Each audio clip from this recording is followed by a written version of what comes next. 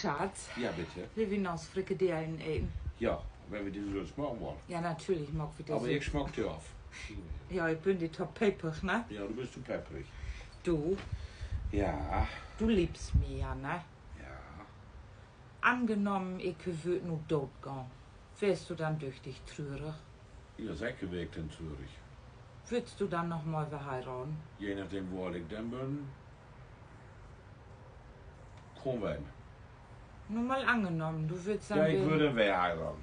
Ich würde ehrlich bleiben. Ja, wenn du dann Freundin wärst, so, lässt du meine Bilder dann noch stehen und hängen oder kommen die dann weg? Nee, die können hängen bleiben, da würden aber je näher kommen. So, die wird dann auch sicher hier mit nach Hause kommen, wa? Ja, Säcke, warum soll ich gut tragen? Wenn du dann mal mit der intim warst, magst du das dann mit der in uns biert?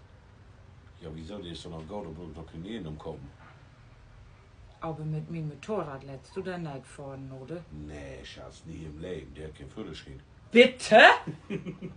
So, das reicht.